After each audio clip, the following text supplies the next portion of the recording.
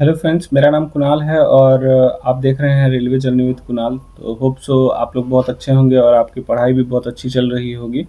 तो आज का टॉपिक है, 2-3 दिन मेरा गैप हो गया क्योंकि मुझे थोड़ा वर्क था, इसलिए वीडियो अपलोड नहीं कर पाया। आज का टॉपिक है प्रमोशन का, जो रेलवे में कहाँ किस डिपार्टमेंट में जल्दी प्रमोशन होता है, कितने ईयर्स लगते हैं प्रमोशन में, तो वो मैं कवर करूँगा आज। ठीक है, तो चलते हैं बिना किसी देरी के। अगर आप नए हैं मेरे चैनल पे तो आप मेरा चैनल विजिट कर लें। उस पर आपको बहुत सारा रेलवे से रिलेटेड आपको वीडियोस मिल जाएंगे। ठीक है, तो वहाँ जाके देखें और चैनल को सब्सक्राइब कर लें, दोस्तों के साथ शेयर करें, लाइक करें वीडियोस को अगर अच्छा लगता है आपको मेरा वीडियोस। तो ठीक है, चलते हैं और स्टार्ट करते हैं। ठीक है, तो आज का टॉपिक है प्रमोशन। प्रमोशन कहाँ मिलता है, किस डिपार्टमेंट में। तो पहले मैं JEE-2 SSC और SSC के बाद मैं बता देता हूँ क्या होता है।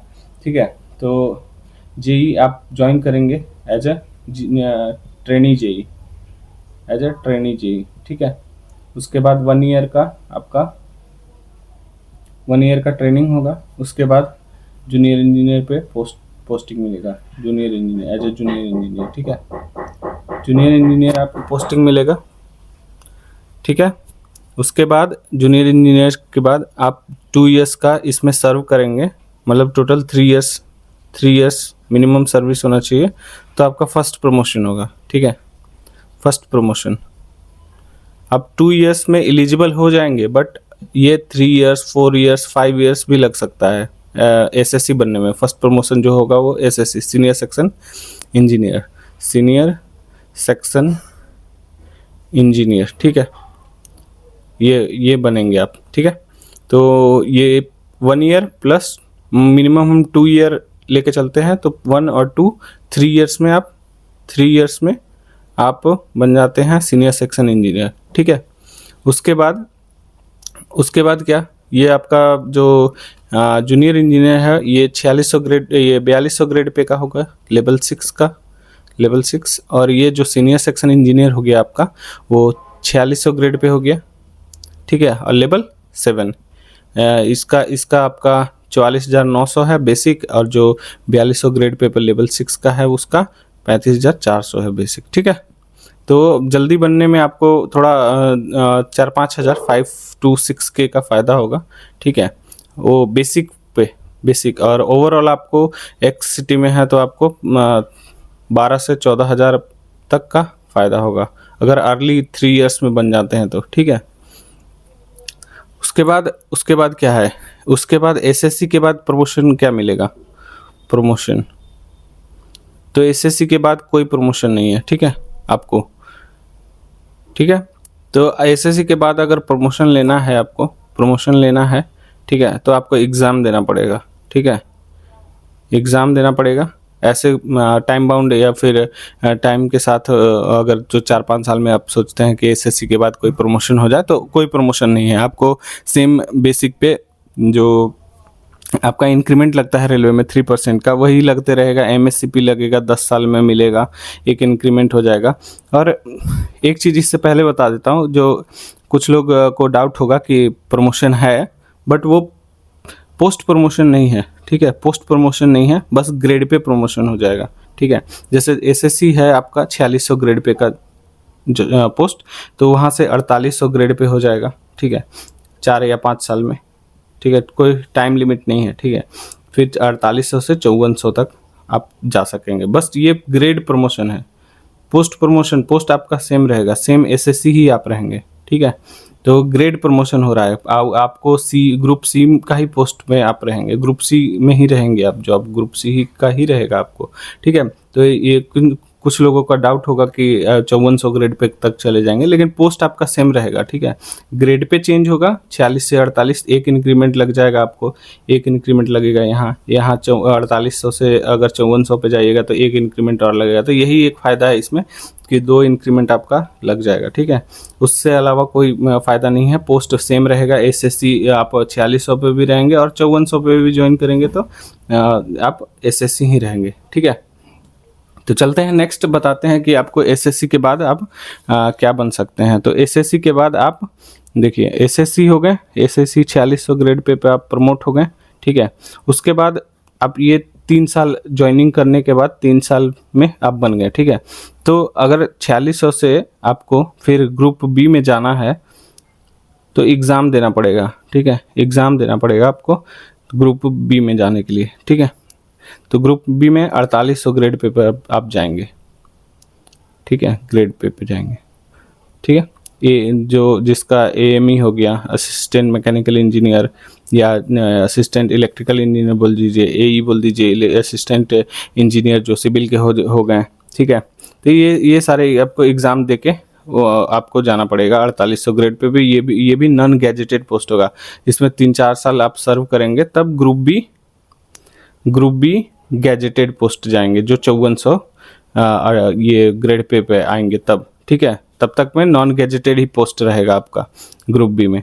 तो एसएससी से आपको एएमई तक पहुंचने के लिए मिनिमम 5 इयर्स सर्विस देना पड़ेगा रेलवे को, ठीक है। तभी जाके आप इसके लिए एलिजिबल होंगे। एग्ज़ाम कंडक्ट कराती है हर जोन अलग अलग एग्ज़ाम कराती है एक जोन के लिए, ठीक है। तो मान लीजिए ईआर जोन है तो उसमें 7-8 वैकेंसी निकलेगा, उसमें अप्लाई करने वाले होंगे कम से कम 1000-2000 एसएससी जेई अप्लाई करेंगे, जो भी एसएससी हो या जेई हो, ठीक है।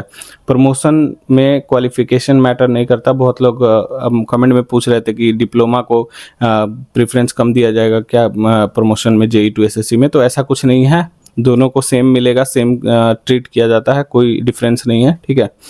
और आपका क्वालिफिकेशन जो भी हो उससे फ़र्क नहीं पड़ता, ठीक है। आपको 5 ईयर सर्विस करना पड़ेगा। 5 ईयर सर्विस करके आप एएमई एई AWM हो गया, जो AWM आपका असिस्टेंट वर्क्स मैनेजर हो गया, ठीक है।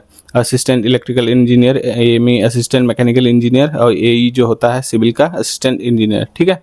तो इसमें 5 ईयर सर्विस देने के बाद आप एग्ज़ाम कंडक्ट होती है, जो LDC होता है, डिपार्टमेंटल एग्ज़ाम होता है, उसके बेसिस पे आपका सिलेक्शन होता है, ठीक है। 2 कोटा होता है, एक 30% कोटा होता है और एक 70% कोटा होता है। 70% जो होता है वो सीनियर्स के लिए होता है, ठीक है, और 30% में कोई भी अप्लाई कर सकता है, कोई दिक्कत नहीं है, ठीक है। तो ये होता है प्रमोशन का। तो एक चीज़ जान लीजिए कि जेई टू एसएससी आप बनेंगे, ठीक है। एसएससी के बाद कोई प्रमोशन नहीं है बिना एग्ज़ाम के। आप एग्ज़ाम देंगे तभी जाके AWM AME ये सब बनेंगे, ठीक है। उसके पहले बस एसएससी तक सिमट के रह जाइएगा 4600 ग्रेड पे, और ग्रेड पे चेंज होके 5400 तक आपका जाएगा, बस उससे ज़्यादा कुछ नहीं। और एक चीज़ और बता देता हूँ, CMA का, मान लीजिए CMA जो पोस्ट है, केमिकल मेटेरियोलॉजिकल असिस्टेंट जो है वो CMS तक जाएंगे, केमिकल मेटेरियोलॉजिकल सुपरिटेंडेंट, ठीक है। उसके बाद डिपार्टमेंटल एग्ज़ाम होगा तो बहुत कम ही लोग मतलब जा पाते हैं वहाँ तक, ठीक है। तो एक बार मैं और DMS बता देता हूँ, इसमें 4 से 5 साल लग जाएगा, ठीक है। और DMS जो है, DMS डिपोट मटेरियल सुपरिटेंडेंट हो गया आपका, वो CDMS में प्रमोट होके जाएगा, CDMS chief depot material superintendent, ठीक है। इसमें भी 4 to 5 ईयर्स लग जाता है, क्योंकि इसमें वैकेंसी बहुत कम रहते हैं, तो वैकेंसी के अनुसार ही आपको प्रमोशन मिलता है, ठीक है। आगे मैं कवर करता हूँ, ठीक है। तो चलते हैं नेक्स्ट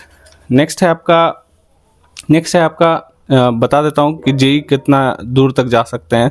मान लीजिए कि जेई टू एसएससी हो गए, आप जेई ज्वाइन कर लिए, ज्वाइनिंग से मैं ले रहा हूँ, ठीक है। ज्वाइन कर लिए, 3 इयर्स ट्रेनिंग पूरा करके एसएससी आप बन गए, फिर एग्ज़ाम दे लिए, 2 साल एसएससी में रहे, 5 साल हो गया आपका टोटल, 5 साल के लिए एलिजिबल हो गए। एग्ज़ाम दे दिए आप, एग्ज़ाम दे के AWM में ज्वाइन कर लिया, या जो भी है AME हो गए, या फिर ई हो गए, इलेक्ट्रिकल वाले हो गए, या फिर AE हो गए, ठीक है।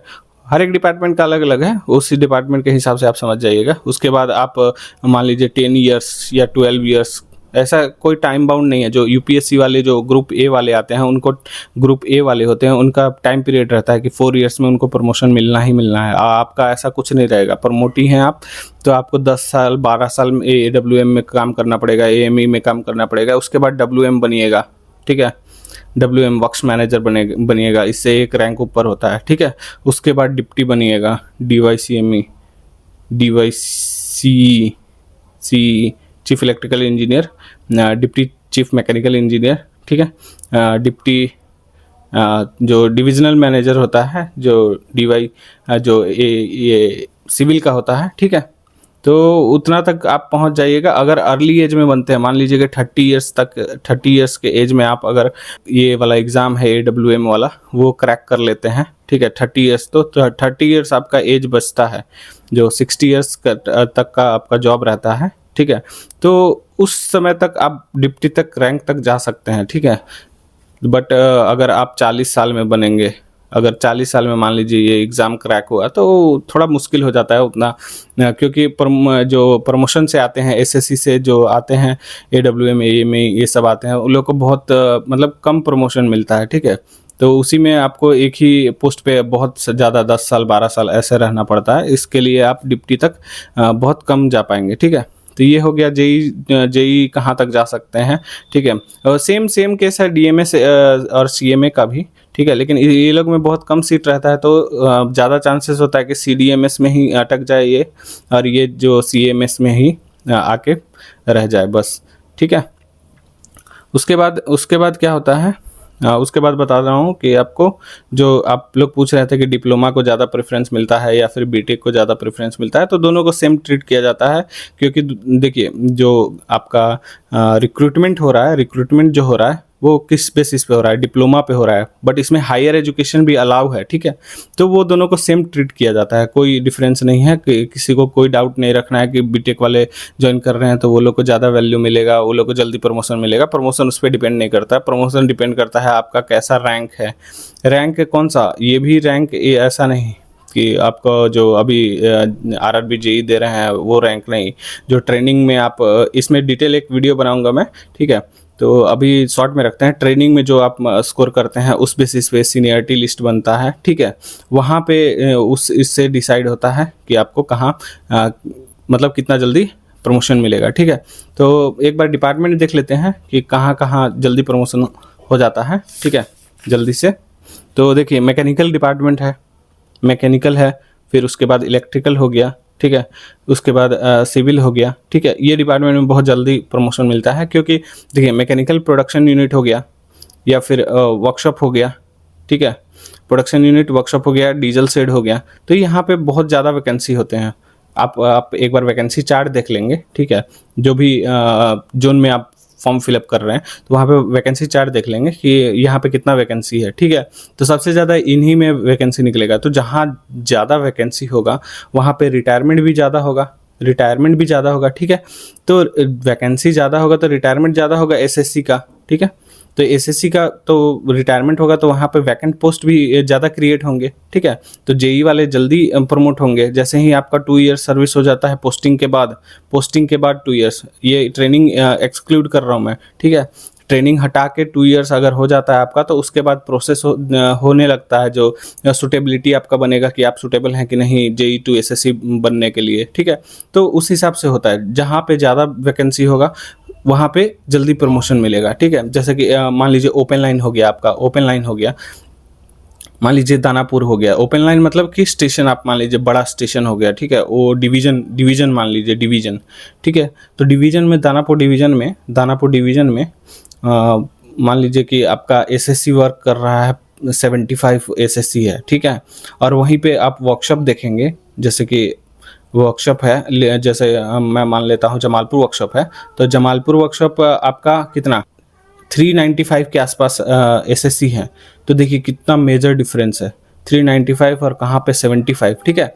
तो अगर यहाँ पे 75 है तो रिटायरमेंट भी कम ही होगा, ठीक है, और यहाँ पे 395 है तो रिटायरमेंट भी ज़्यादा होगा, ठीक है। तो रिटायरमेंट ज़्यादा होगा तो जल्दी JEE बनेंगे बहुत सारे। एक लॉट में कम से कम, इसमें जो दानापुर वाला मैं बता रहा हूँ, एक लॉट में कम से कम 5-4 लोग ऐसा बनता है, ठीक है। और जो वर्कशॉप वाले हैं, वर्कशॉप में आपका कोई भी डिपार्टमेंट हो, ठीक है, तो एक लॉट में 30, 35, 40 ऐसे लोग बनते हैं SSC, ठीक है। तो ये मेजर डिफरेंस होता है कि आप वर्कशॉप चूज़ करेंगे तो जल्दी एसएससी वर्कशॉप हो गया, प्रोडक्शन यूनिट हो गया, डीजल शेड हो गया, तो जल्दी एसएससी में प्रमोट हो जाएंगे अर्ली एज में, मतलब कि 2-3 साल जॉब किए तो जल्दी हो जाएंगे, ठीक है। और वैसे मैकेनिकल में सबसे ज़्यादा होता है, क्योंकि मैकेनिकल में सीट्स, प्रोडक्शन यूनिट, वर्कशॉप ये सब में ज़्यादा होता है। उसके बाद इलेक्ट्रिकल में होता है, क्योंकि इलेक्ट्रिकल में भी बहुत ज़्यादा मतलब एज़ कम्पेयर टू मैकेनिकल तो बहुत कम सीट होते हैं, लेकिन फिर भी वहाँ पे इलेक्ट्रिकल का फर्स्ट प्रेफरेंस में मैकेनिकल का प्रमोशन होता है, सेकंड में इलेक्ट्रिकल का होता है, थर्ड में आपका सिविल में तो नॉर्मल है, इनका अपना ही ब्रांच है, तो उस हिसाब से इनका प्रमोशन होता है, ठीक है। तो बाकी मैंने सारा प्रमोशन का कवर कर लिया है। अगर किन्हीं को कुछ और भी डाउट होगा तो मुझे कमेंट करें, मैं कमेंट का मैं जवाब देने का कोशिश करूँगा, ठीक है। तो अगर जो भी लोग नए मेरे चैनल को देख रहे हैं और भी कुछ टेक्नीशियन हो गया, एलपी हो गया या फिर ग्रुप डी हो गया, उनका प्रमोशन के बारे में जानना चाहते हैं, ठीक है, तो मुझे कमेंट करें, मैं सेपरेट उसके लिए एक वीडियो बना दूंगा, ठीक है। तो चलते हैं, मिलते हैं नेक्स्ट वीडियो में, तब तक के लिए जय हिंद जय भारत। और एक चीज़ और मैं बता दूं कि अगला वीडियो मेरा होगा वेटिंग लिस्ट क्या होता है, ठीक है। तो स्टे कनेक्टेड विथ मी, ठीक है, और चैनल को सब्सक्राइब कर लें, वीडियो को लाइक करें, शेयर करें दोस्तों के साथ। थैंक यू, जय हिंद जय भारत।